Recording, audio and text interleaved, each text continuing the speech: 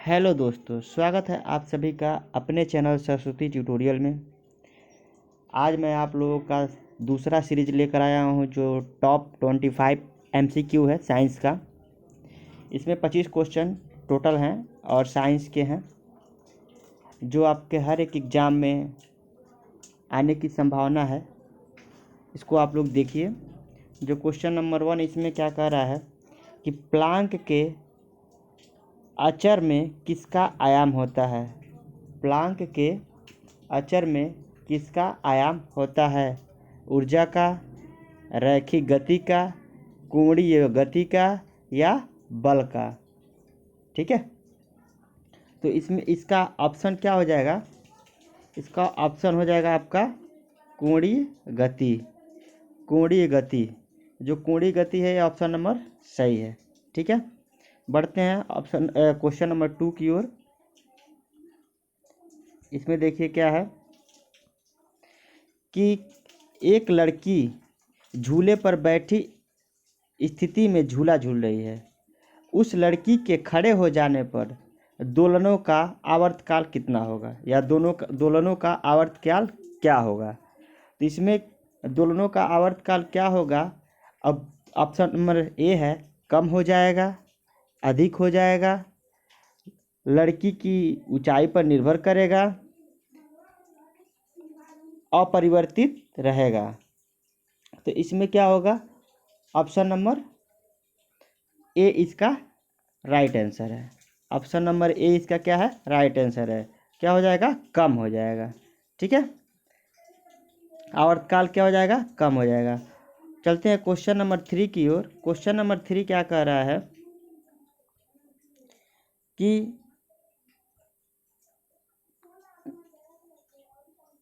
Question number 3 आपके सामने है कि घूर्णन करती एक गोल मेज पर अचानक एक लड़का आकर बैठ जाता है। मेज के कोणीय वेग पर क्या प्रभाव पड़ेगा? ऑप्शन नंबर ए कम हो जाएगा, ऑप्शन नंबर बी बढ़ जाएगा, ऑप्शन नंबर सी उतना ही रहेगा, ऑप्शन नंबर डी कुछ नहीं कहा जा सकता है।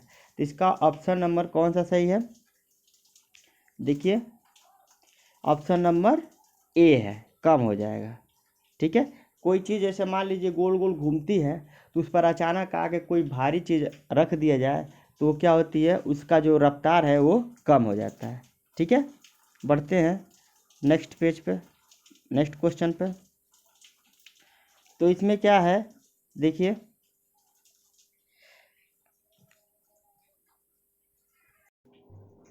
बढ़ते हैं क्वेश्चन नंबर 4 की ओर। क्वेश्चन नंबर 4 क्या कह रहा है? यदि किसी चलती हुई वस्तु के वेग को दोगुना कर दिया जाए तो उसका या उसकी त्वरण दोगुना हो जाएगा। ऑप्शन नंबर बी गतिज ऊर्जा दोगुनी हो जाएगी, गतिज ऊर्जा 4 गुनी हो जाएगी,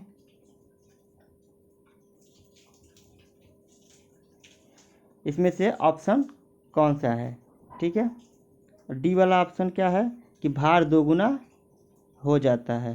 तो इसमें ऑप्शन नंबर क्या है सही? इसमें ऑप्शन नंबर हमारा सी जो है, गतिज ऊर्जा 4 गुनी हो जाएगी। गतिज ऊर्जा क्या हो जाएगी? 4 गुनी हो जाएगी। ठीक है, जैसे मान लीजिए यदि किसी चलती हुई वस्तु के वेग को दोगुना कर दिया जाए तो उसका या उसकी क्या हो जाएगी? गतिज ऊर्जा 4 गुनी हो जाएगी। ठीक है, बढ़ते हैं आगे नेक्स्ट क्वेश्चन पे। क्वेश्चन नंबर 5 आप लोगों के सामने है। क्या कह रहा है कि किसी पिंड के द्रव्यमान तथा भार में अंतर होता है क्योंकि ऑप्शन नंबर ए द्रव्यमान परिवर्तन होता है जबकि भार स्थिर रहता है। ऑप्शन नंबर बी द्रव्यमान स्थिर रहता है जबकि भार परिवर्तनीय होता है।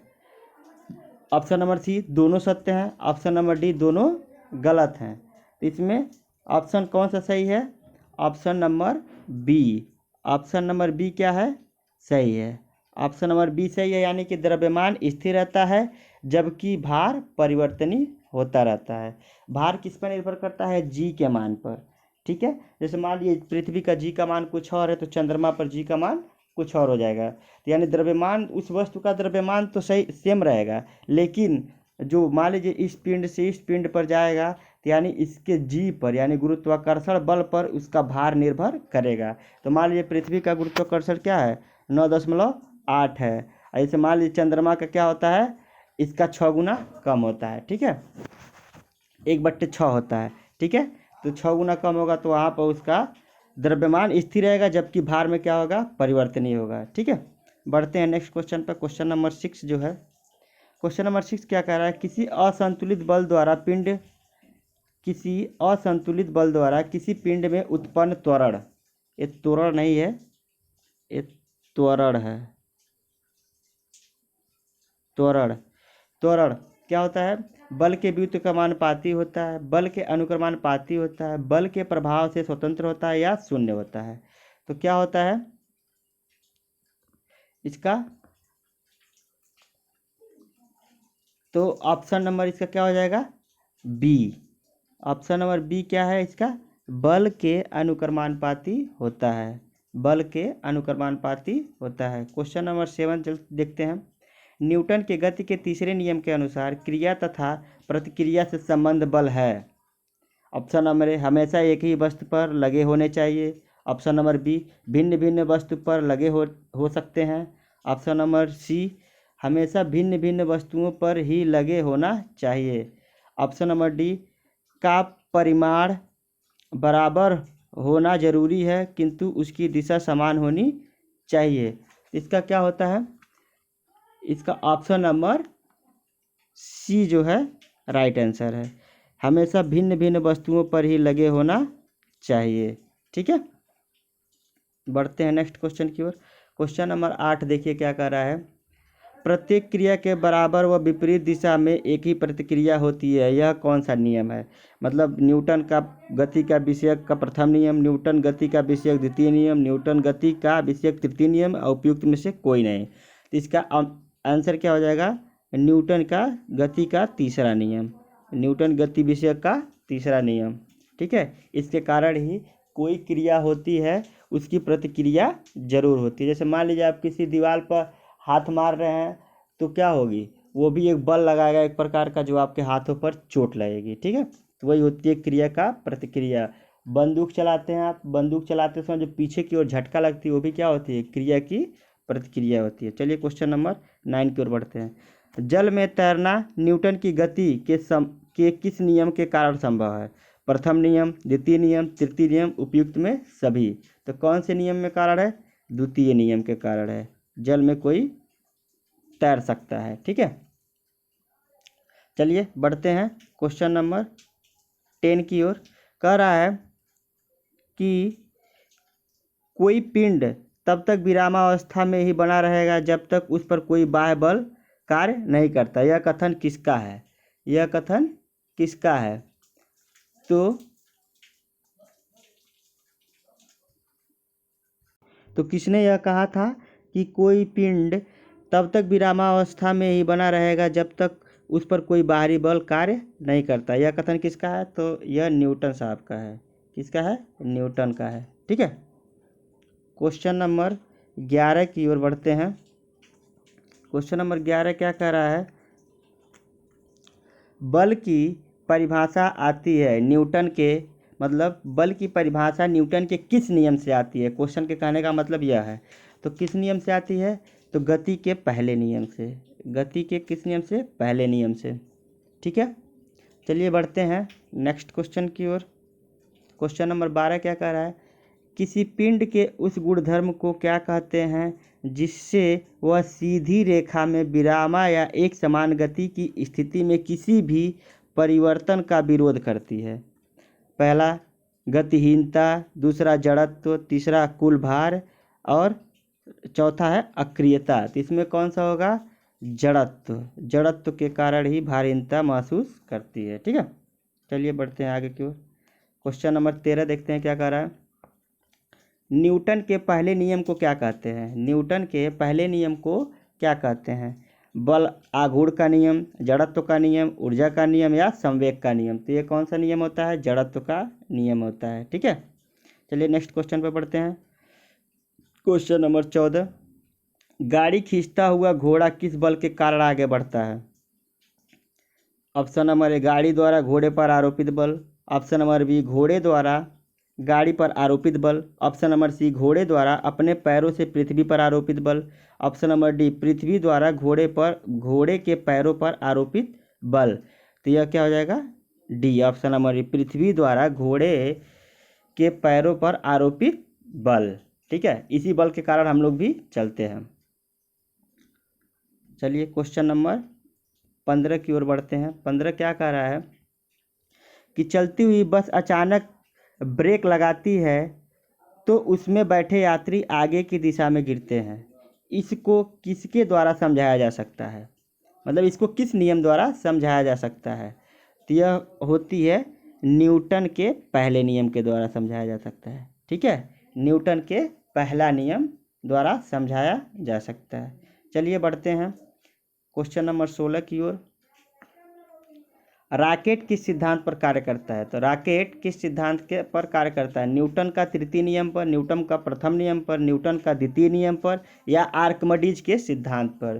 तो यह न्यूटन के तृतीय नियम, ऑप्शन नंबर ए न्यूटन का तृतीय नियम पर यह रॉकेट काम करता है। यानी क्रिया और प्रतिक्रिया, रॉकेट में से जो भी ईंधन निकलते हैं वह पृथ्वी पर बल लगाते हैं और वह क्या होती है? रॉकेट आगे भागता जाता है। ठीक है, यह न्यूटन का तीसरा नियम कार्य करता है। चलिए बढ़ते हैं क्वेश्चन नंबर 17 की ओर। अश्व यदि एकाएक चलना प्रारंभ कर दे, अश्व यदि एकाएक यानी वो विरामावस्था में है और एकाएक चलना प्रारंभ कर दे तो अश्वरोही के गिरने की आशंका का कारण है। यह किस नियम के कारण है? यह विश्राम जड़त्व के नियम के कारण है। ठीक है, कोई भी जो होता है यह जब कोई आदमी बैठा रहता है तो अचानक अगर कोई गाड़ी आगे चलती तो पीछे की ओर हो जाता है और ब्रेक लगता है तो क्या होता है? आगे की ओर झुकता है।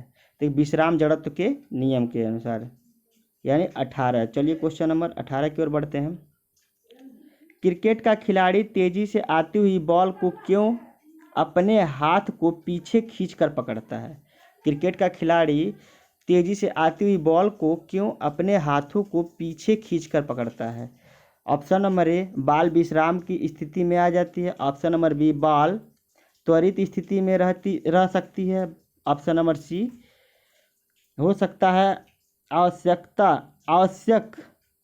आवश्यकतम कम बल लगाने की आवश्यकता हो, डी हो सकता है कि उसे अधिक बल लगाने की आवश्यकता हो। तो चल इसका आंसर क्या हो जाएगा? बॉल क्या होती है? विश्राम स्थिति में आ सके। जब तेज़ी से खींचेंगे तो उसके जो जिस दिशा में बॉल जाएगी उसी दिशा में हम लोग क्या करेंगे? हाथ को खींचेंगे तो वह बॉल आसानी से बिना चोट लगे हुए वो पकड़ी जा सकती है। ठीक है, चलिए क्वेश्चन नंबर 19 की ओर बढ़ते हैं। बल गुणनफल है। बल किसका गुणनफल है? द्रव्यमान और वेग का, द्रव्यमान और त्वरण का, भार और वेग का, भार और त्वरण का। ठीक है, ये त्वरण नहीं है, ये भी त्वरण नहीं है, त्वरण होगा, त्वरण। ठीक है, तो इसमें क्या हो जाएगा?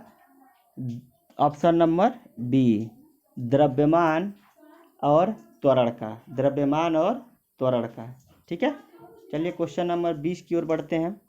क्वेश्चन नंबर 20 क्या कह रहा है? जब कोई व्यक्ति चंद्रमा पर उतरता है तो उसके शरीर में उपस्थित डैश पदार्थ की मात्रा में परिवर्तन होता है, बी भार घट जाता है तथा मात्रा अपरिवर्तित है, सी भार में परिवर्तन होता है, डी मात्रा तथा भार दोनों में कमी होती है। इसका ऑप्शन में क्या हो जाएगा? ऑप्शन नंबर बी भार घट जाता है तथा मात्रा अपरिवर्तित रहती है। वही चीज़ है जैसे मान लीजिए द्रव्यमान वही रहता है लेकिन भार में कमी आ जाती है।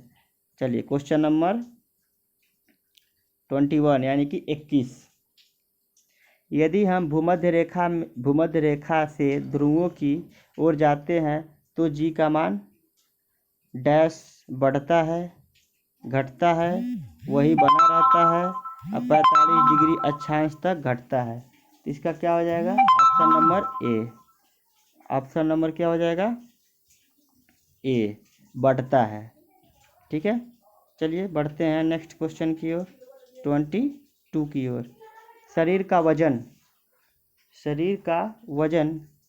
पृथ्वी की सतह पर सभी जगह एक समान न होती है। बी, ध्रुवों पर अधिक होती है। सी, विषुवत रेखा पर अधिक होती है। डी, मैदान की तुलना में पहाड़ियों पर अधिक होती है। तो इसका ऑप्शन नंबर बी जो है, ध्रुवों पर क्या होती है? अधिक होती है। ठीक है, चलिए आगे बढ़ते हैं।